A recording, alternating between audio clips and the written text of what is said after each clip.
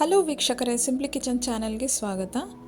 ಇವತ್ತು ನಾನು ಸ್ಪಾಂಜಿಯಾಗಿ ತುಂಬ ಟೇಸ್ಟಿಯಾಗಿ ಕ್ವಿಕ್ಕಾಗಿ 5 ಮಿನಿಟ್ಸಲ್ಲಿ ಚಾಕ್ಲೇಟ್ ಕೇಕ್ ಹೇಗೆ ಮಾಡೋದು ಅಂತ ತೋರಿಸ್ತೀನಿ.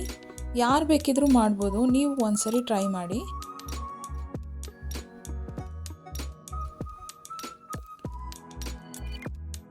ಒಂದು ಪ್ಯಾನ್ ತೊಗೊಂಡು ನಾನು ಇದನ್ನು ಸ್ಟವ್ ಮೇಲೆ ಮಾಡ್ತಿದ್ದೀನಿ.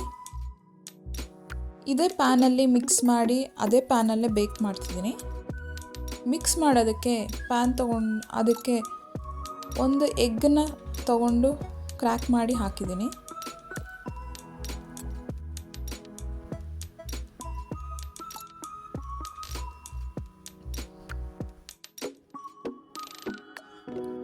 ಅರ್ಧ ಕಪ್ಪಷ್ಟು ಹಾಲು, ಬಿಸಿ ಮಾಡಿ ತಣ್ಣಗಾಗಿರೋ ಹಾಲನ್ನು ಹಾಕ್ಕೊಂಡಿದ್ದೀನಿ.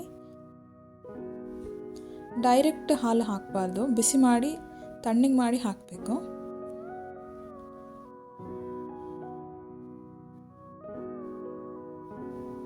ಇದನ್ನು ಕರ್ಡಿಯಾಗಿ ಕನ್ವರ್ಟ್ ಮಾಡೋದಕ್ಕೆ 1 ಸ್ಪೂನಷ್ಟು ವಿನಿಗರ್ ಹಾಕಿದ್ದೀನಿ.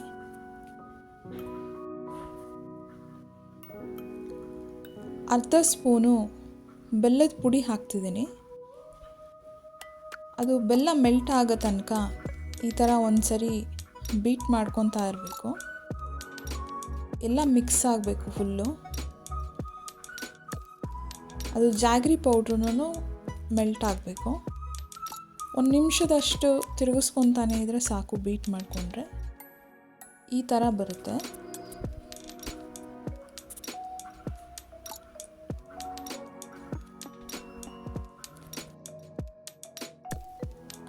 ಫ್ಲೇವರ್ಗೆ ನಾನು ವೆನಿಲಾ ಎಸೆನ್ಸ್ ಹಾಕಿದ್ದೀನಿ 1 ಸ್ಪೂನಷ್ಟು.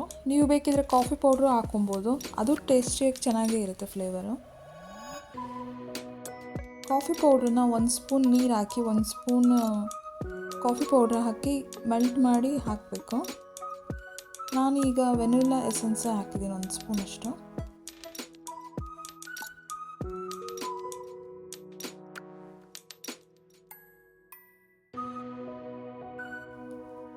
ಅರ್ಧ ಸ್ಪೂನಷ್ಟು ಬೇಕಿಂಗ್ ಪೌಡ್ರ್ ಹಾಕಿದ್ದೀನಿ.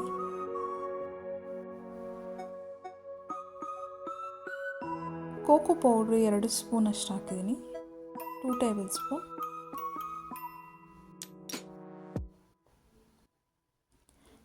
ನಾವು ಕೇಕ್ ಮಾಡಬೇಕಾದ್ರೆ ಒಂದು ಮೆಷರ್ಮೆಂಟ್ ಕರೆಕ್ಟಾಗಿದ್ದರೆ ಅದು ಕರೆಕ್ಟಾಗಿ ಬರುತ್ತೆ ಕೇಕು.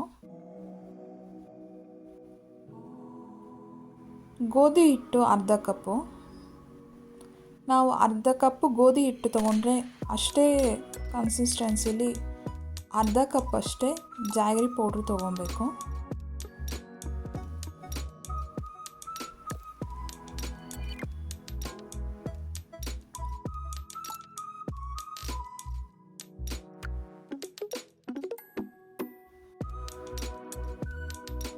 ಬೇಕಿಂಗ್ ಸೋಡಾನ 1/4 ಸ್ಪೂನ್ ಹಾಕಿದ್ದೀನಿ.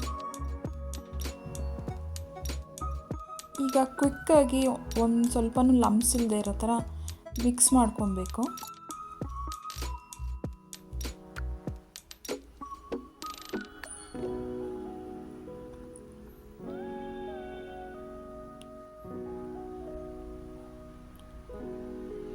ಎಲ್ಲ ರೆಡಿ ಮಾಡ್ಕೊಂಡಿದ್ರೆ ಕ್ವಿಕ್ಕಾಗಿ 5 ಮಿನಿಟ್ಸಲ್ಲಿ ಕೇಕ್ ರೆಡಿ ಆಗಿರುತ್ತೆ. ಮ್ಯಾಕ್ಸಿಮಮ್ 10 ಮಿನಿಟ್ಸ್ ಅಷ್ಟರೊಳಗಡೆ ಕೇಕ್ ರೆಡಿ ಇರುತ್ತೆ. ಅದು ಸ್ವಲ್ಪ ರೂಮ್ ಟೆಂಪ್ರೇಚರ್ಗೆ ಬರೋಷ್ಟರಲ್ಲಿ 10 ಮಿನಿಟ್ಸ್ ಆಗುತ್ತೆ.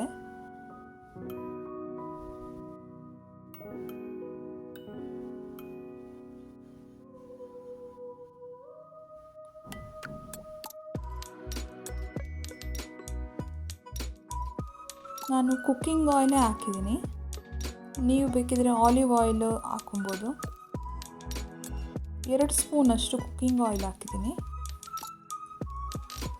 ಲಾಸ್ಟಾಗಿ ಹಾಕಿದ್ರೆ ಅದು ಸ್ವಲ್ಪ ಪ್ಯಾನ್ಗೆ ಗ್ರೇಸ್ ಆದಾಗೂ ಆಗುತ್ತೆ, ಇಲ್ಲಾಂದರೆ ಫಸ್ಟೂ ಹಾಕೊಬೋದು. ಈ ಥರ ಒಂದು ಲಂಪ್ಸ್ ಇಲ್ಲದೆ ಇರೋ ಥರ ಬ್ಯಾಟರ್ನ ರೆಡಿ ಮಾಡ್ಕೊಬೇಕು.